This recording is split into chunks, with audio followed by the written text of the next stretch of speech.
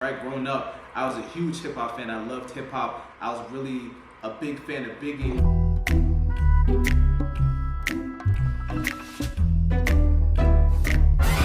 Hey yo, what's going on everyone? This is Michel Valbrun here, aka Money Making Mitch, certified public accountant, tax strategist, and award-winning author and writer and producer of the 10 Tax Commandments. Yes, sir. You know, I actually thought about the 10 Tax Commandments because I was watching Hamilton. I saw them do I think it was like the 10 Dual Commandments or whatever the case is. It kind of sparked the idea to write and do that for tax purposes. That's kind of how I came up with it, and then you know it's been taking off ever since. I've been in this game for years. It made me an animal. There's rules to this code. I wrote me a manual, a step-by-step booklet for you to get your game on track, the feds off your back. Yeah, so when I was saying I've been in the game for years, I've literally been in the accounting tax realm for like over 10 years. So I feel like that makes me a leader and really an expert in this space. So I really take a lot of pride in that. That's why I call myself top 2 and I'm not 2, tax king and all that. And really with that, you know, I feel like I had to really break it down and really explain things in a way how I wanted it to be understood. Rule number uno, let the IRS know how much dough you hold, cause you know evasion breeds penalty, especially if that prep messed up. Watch your tax go up. Rule number 1, let the IRS know what you hold. You know, I think that's super key, you know what I mean? A lot of times we try to underreport what we have on our taxes so we don't get in trouble or we don't pay more taxes than we want to. Everyone hates paying tax, and the thing about it is there's over 70,000 pages in the tax code. So if you really study the tax code, you'll see that the majority of it is actually written towards and helping you figure out what you need to do. You know, I've seen situations where literally people close to me have went to jail, you know what I mean, for tax purposes, and it's not worth it. Just go ahead, report what you need to report.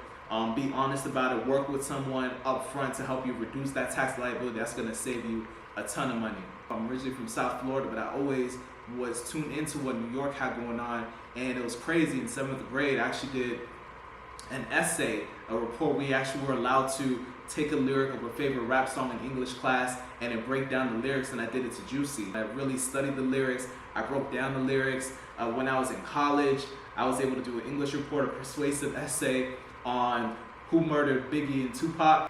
Number 2, document expenses you can prove. Don't you know them boys treat lying like violence? Take it from your highness. I done see mad cats and chicks come for their schemes and tricks. Yeah, so number 2, document expenses you can prove. Don't you know them boys treat lying like violence? Listen, there's actually a stripper who was able to write off her boob job. The crazy thing is she had the right documentation. She was able to prove that. So this is how it relates to you. Having the right documentation and making sure you have everything in place is going to increase your chances of succeeding in the event that you get audited. So you always want to make sure you're keeping records. People always ask me, do I need to keep receipts? Can I just use bank statements? Listen, I want you all to be in the best position possible, which is why I tell you to go ahead and hold on to the receipts. Make sure you document those expenses. Don't be putting things on your tax return that you didn't legitimately do for business purposes. You hear stories about people claiming kids they don't got. You hear other stories about people, you know, trying to write off and do different things, but they don't have the documentation behind it, or take these big losses, or say they contributed a ton of money into a nonprofit, but that documentation is key. They're gonna, when it comes time for that audit, you know what I mean, they're gonna hit you with that Whitney Houston. They're gonna be like, show me the receipts. I need to see the receipts. I need to see the details. I need to see the documentation. What's up? So making sure you have the right documentation is gonna be a major key for you. Number 3, go form an LLC. A lawyer set that up, properly draft up, deed and estate up, shoot for the big bucks.